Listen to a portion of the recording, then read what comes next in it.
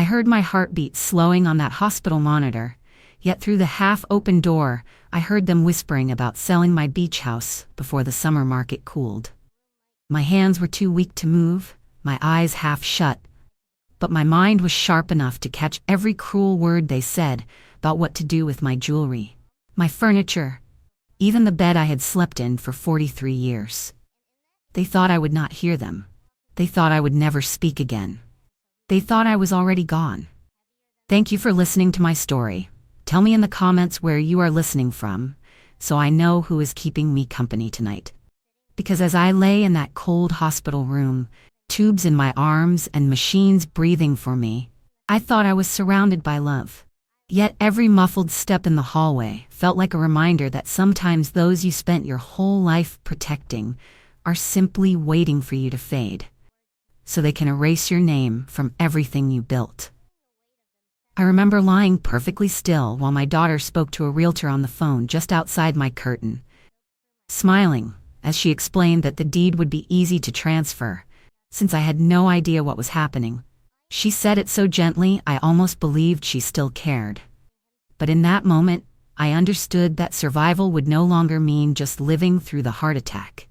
It would mean staying alive long enough to protect the life they were trying to steal from me. I could not believe how quickly greed can grow in a person's heart once they think no one is watching them. Because in that silent room I had time to look back on every moment I ever gave up something for my family. And I wondered if those sacrifices meant anything at all. Now that they were standing in the hallway picking through my life like strangers at an auction, I remembered skipping meals to pay for their school trips, working double shifts to afford their winter coats, and selling my engagement ring just to keep a roof over their heads when times were bad. Yet not once did I ever imagine that the payment I would receive for all that love would be watched over by the same realtor who once sent me postcards begging to list my beach house before I was even cold in my bed. As I lay there, I listened to my son laughing on a phone call with some banker telling him that once the house sold and my jewelry was gone, he would finally be able to move to the city and buy a condo where no one would bother him with caregiving duties again. My heart broke not from illness, but from the realization that I was never anything more than a safety net they hoped would vanish quietly. I could feel my breathing grow heavy as I waited for the next betrayal. Because somehow I knew there was more coming, and deep down something fierce began to grow inside me, whispering that if I ever got out of this bed, I would find a way to remind them all that I did not survive years of hardship, just to let them bury me while my heart was still beating. Over the next few days, I forced myself to stay quiet and still, because I needed every shred of strength I had left to survive what was happening around me. The nurses thought I was sleeping whenever they walked in to check my vitals, but I was wide awake listening to the sound of my children turning into strangers. They spoke about logistics in voices that no longer had warmth, debating whether to list my beach house, furnished or empty, talking about liquidation companies that could clear my home before the month ended. I heard my daughter bragging about how she already had a buyer for my antique piano, the one her father saved for years to buy me on our 10th wedding anniversary. I remembered how his hands trembled the day he surprised me with it, how we used to play duets on summer evenings while our kids danced barefoot in the living room, and now that piano was just another asset to them. Another item to convert into money. Each memory I had lovingly stored in that house suddenly felt like it was being ripped from me inch by inch while I could not even lift my hand to stop them. A nurse whispered to one of them that perhaps they should wait until I was more stable before making decisions. But my son laughed and said that I would not last much longer given my history of bad recovery, and that there was no need to delay because the paperwork was already being drafted. Those words cut deeper than any surgery I had endured. I stayed silent though, letting their cruelty fuel the fire inside me. I told myself that if God granted me one more chance to walk out of that hospital on my own 2 feet, I would do the one thing they never expected. I would use every ounce of my stubborn will and every legal document I had hidden away to protect what was mine. Because I had worked too hard, cried too many tears, and loved too honestly to let them dispose of my life like trash left on a curb. At night, I curled my fingers ever so slightly under the blanket, just to remind myself I was still capable of movement. I tested each breath like it was a promise to myself, knowing that when the time was right, I would rise up from that bed, not as a victim, but as a woman, ready to take everything back. While they thought I was slipping away, I was in fact preparing for the fight of my life. A quiet fight where no one would scream, but where justice would be written in signatures and sealed envelopes they would never see coming. When the doctors finally decided I was well enough to be moved from the ICU to a quiet recovery room, I knew my chance had come. They wheeled me through corridors that echoed with footsteps, and I kept my face calm, pretending to be too weak to care about anything, even though every inch of me was focused on staying alive long enough to act. Once inside that smaller room, I waited until the nurse stepped out for a moment, and then I motioned slowly with my finger for her to come closer. My voice trembled as I asked her to fetch me a pen and a small piece of paper. I told her I needed to write down the name and number of someone important in case something happened. She looked surprised, but nodded and brought back a notepad. I wrote my lawyer's number with shaky hands and whispered that he was the only person I trusted. I begged her to call him once she was off duty, telling her I had something urgent to protect and that I could not speak about it in front of my family. She hesitated, looked toward the hallway where my daughter was talking to the realtor again, and then gently squeezed my hand as though she understood more than she let on, and promised she would make the call. That night I lay awake, feeling both terrified and hopeful, because I knew if that call reached him, everything my children were plotting would turn into their undoing. I had met my lawyer decades ago, when my husband passed, and we had drawn up a complex living trust, one that was ironclad, buried beneath layers of legal protections, and only he could activate it with my signature. I had almost forgotten about it until that night, when betrayal made me remember every cautious step we had taken to preserve our legacy. I imagined my lawyer's calm voice telling them the one thing they never expected to hear, that selling my belongings without my consent was not just cruel but illegal, that I was still very much alive, and that every decision they made behind my back was going to cost them more than they could ever imagine. The next morning I saw the nurse again. She gave me a tiny nod that told me she had kept her promise. And though my body was frail, my spirit surged because I knew my children had finally underestimated the wrong woman. Their final mistake was thinking they could erase me without resistance. But I had just placed the first move in a quiet battle that was only beginning. The next 3 days passed in a blur of whispered updates from my nurse and fake cheerful visits from my children who brought flowers and sat beside me pretending to care while exchanging secret messages on their phones. I watched their performance carefully, sipping water slowly, letting them believe I was fading, and each time they leaned close to tell me they loved me, I tasted bitterness, knowing they were only waiting for my final breath so they could collect the keys to everything I owned. Little did they know that my lawyer had already set plans in motion.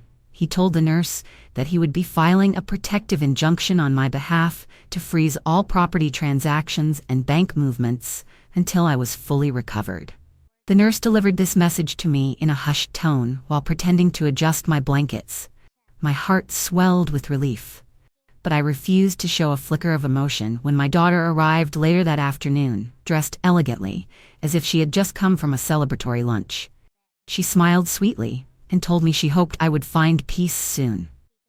I held her hand and whispered that I was trying my best, even though every muscle wanted to shake her awake and ask her how she could betray her own mother for profit.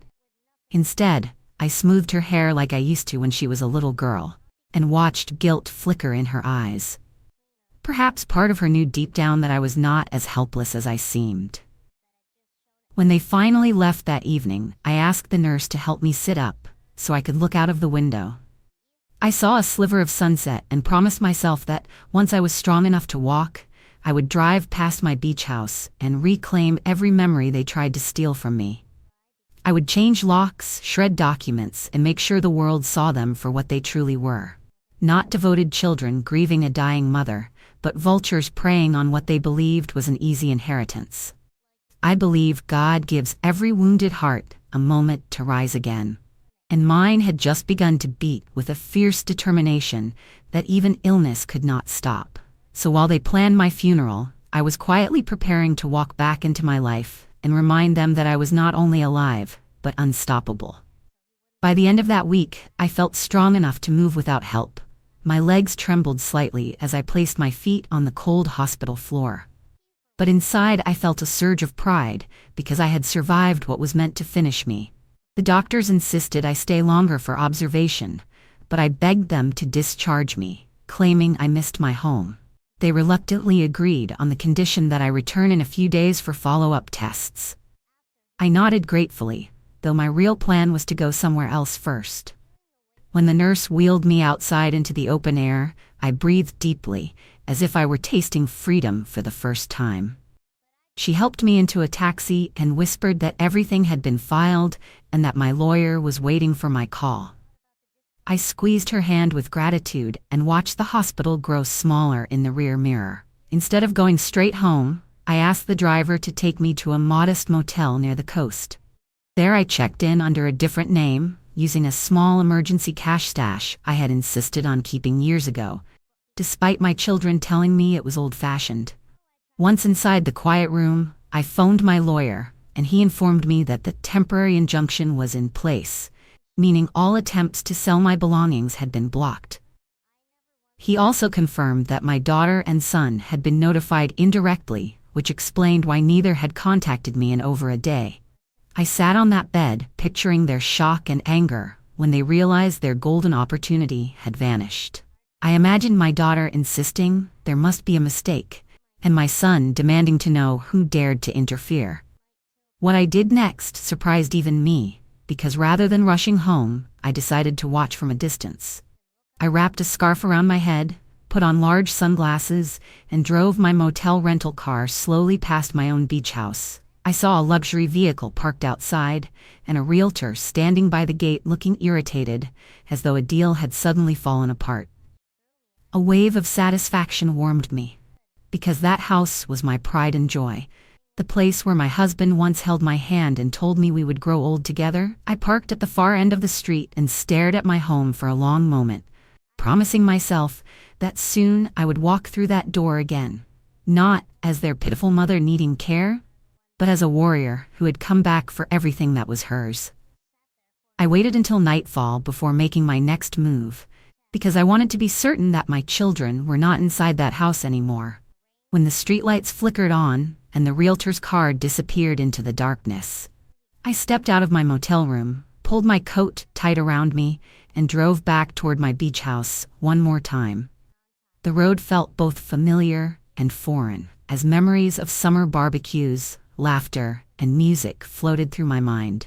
Yet the betrayal that had nearly ended my life sharpened my resolve with every mile. When I finally parked at the edge of my property, I cut the engine and sat silently watching the waves crash against the shore. I gathered my courage and walked slowly toward the back entrance. I still had a spare key hidden under a loose tile by the porch. I retrieved it with trembling fingers and let myself inside.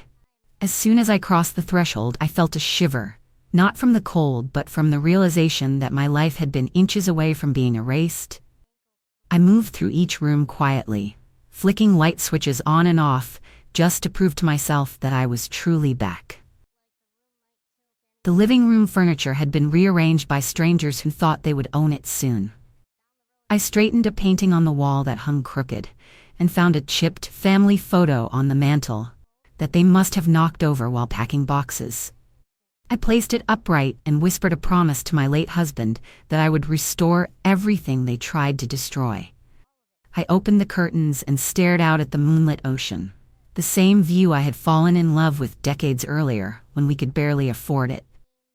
I walked upstairs slowly, touching the banister, running my palm along the polished wood that my husband sanded by hand, and finally stopped outside my bedroom door. When I stepped inside, I saw empty closets and half-packed boxes. That sight brought a deep ache to my chest. But I refused to cry because I needed to stay strong. I opened my bedside drawer and found the old envelope where I had stashed a second emergency key for my bank safe.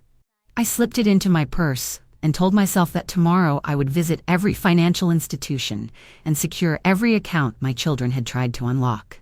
I would change locks, update my documents, and make sure that my home would never again be threatened by anyone claiming a right to what I had bled to build. Tonight I would sleep on my own pillow and let my enemies wonder how their fragile, dying mother had suddenly vanished from that hospital, only to rise from the ashes of their greed stronger than ever before. The next morning I woke up in my own bed, surrounded by silence, but this time it felt like strength instead of loneliness. The sun peeked through the curtains, casting soft light across the floorboards I had walked for over 30 years. I sat on the edge of the bed, letting the weight of what had happened settle in. My hands, though still tired, felt steadier than they had in weeks. I made myself a small cup of tea, stood by the window, and watched the waves roll in like they always did, calm and steady, just like I had to be. Then I picked up the phone and called my lawyer. He confirmed that the trust was active, the house was protected, and no sale could go forward without my written consent. My accounts were safe, the documents updated, and every move they tried to make was now blocked. I didn't celebrate, I didn't cheer, I just let out a quiet breath. It wasn't about revenge, it was about reclaiming the life they tried to take while I was still fighting to hold on to it. And now, they were about to learn what happens when someone you count out decides not to stay down. After finishing my tea, I changed into a simple dress, locked my front door, and drove into town to handle everything personally, because I wanted no room for mistakes. At the bank, I met with the manager, who greeted me with surprise, thinking I was still in the hospital. His eyes widened when I told him I was back and very much in charge of my own affairs. He guided me to a private room where I signed new documents, placing every account under maximum security. Next, I walked across the street to the courthouse to file the final paperwork my lawyer had prepared, ensuring that any attempt by my daughter or son to access my property would be treated as fraud. Each signature I placed felt like a small piece of my strength returning, as though I was stitching my life back together one piece at a time. By midday, everything was done, and I left with a thick folder of certified papers tucked under my arm. I stopped for a moment outside on the courthouse steps, feeling the sun on my face, and I thought about how close they had come to erasing me. I whispered to myself that I would never let anyone steal my past, my memories, or my future, ever again. And then I walked back to my car, ready to face whatever reaction would come when they realized I had turned their greedy little scheme into their greatest defeat. By the time I returned home that afternoon, I felt a calmness I had not known in months. I made myself another cup of tea and sat in the living room waiting, knowing it was only a matter of time before they would come charging through my front gate, thinking they could still intimidate me. I did not have to wait long. My phone buzzed first with frantic messages from my daughter, demanding to know why the realtor had called, saying the sale was canceled. Soon after, a loud knock rattled my door, followed by her voice calling my name as though she were concerned. I rose slowly but straightened my shoulders before opening the door. The moment she saw me standing strong in my own hallway, she froze. Her eyes flickered between shock and anger. I smiled gently, stepped aside, and allowed her to walk in without a word, because I wanted her to see with her own eyes that nothing belonged to her. She looked around at the room, as though hoping some piece of furniture had already gone, so she could claim it back. My son arrived minutes later, his jaw tight and his arms crossed as he accused me of embarrassing them in front of business partners. I listened quietly while they shouted about documents, plans, and promises they had made using my house and my name. When they finally paused, I spoke softly, telling them I was aware of everything they had done, that I had heard every word they said outside my hospital room, and that betrayal has a way of revealing truth faster than death ever could. Their faces turned pale as I handed them copies of the legal documents, explaining that they had been removed from my will entirely, and that any further attempt to sell my belongings would be met with criminal charges. I reminded them that a mother's love is deep but not blind, and that I would rather give everything I owned to a stranger who showed kindness than to children who saw my heartbeat as an obstacle to their wealth. Silence hung in the air as they realized they had not only lost access to my estate, but also my trust and love, which were worth far more. I watched them leave my home in a stunned silence they once hoped would be mine. And as their cars disappeared down the driveway, I sat back down with my tea, grateful that strength sometimes comes not from shouting, but from standing tall even after others dared to count you out. After they were gone, I locked the door behind them and walked through every room of my home, like a woman rediscovering her heartbeat. I ran my fingers over the banister my husband built and paused at the window overlooking the beach where we had once watched our children chase kites in the wind. I felt both sadness and relief, because even though the past could never be rewritten, I had finally protected the future from being stolen. I found myself tidying the house not because it was messy, but because I wanted to reclaim every corner they had tried to claim. I dusted off the piano, rearranged the framed photographs they had carelessly pushed aside, and placed fresh flowers on the dining table as a silent declaration that love still lived here, regardless of who tried to erase it. When evening came, I sat outside watching the sky turn shades of gold and orange. I thought about how grief is not always loud. Sometimes it is just a quiet acceptance that the people you raised are not the people you hoped they would become. Still, I did not allow bitterness to anchor itself in my heart, because carrying resentment would only poison the peace I had fought so hard to win. Instead, I spoke a small prayer, asking for strength to continue again on my own, and for wisdom to recognize genuine hearts if they ever crossed my path. I stayed there until the stars appeared, feeling the breeze brush across my skin as though reminding me how close I had been to never feeling anything again. And in that moment, I promised myself I would not waste a single day living half awake just because someone else wished me gone. I would travel again, laugh again, sing along to old songs while baking bread. I would be the living proof that what truly belongs to you cannot be taken away, so long as you are brave enough to stand up and protect it.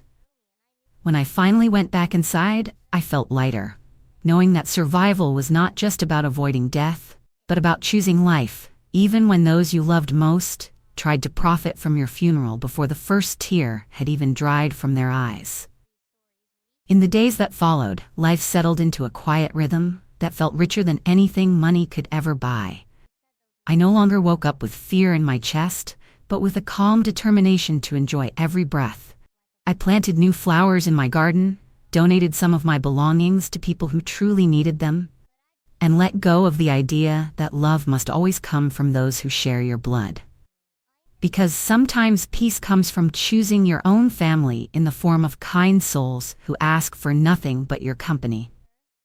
I hope my story reminds you that strength does not always roar. Sometimes it speaks softly through resilience and refusal to surrender your dignity. Thank you, my dear viewer, for staying with me until the very end of my story. Please subscribe so you can hear the rest of the truths I still have to share.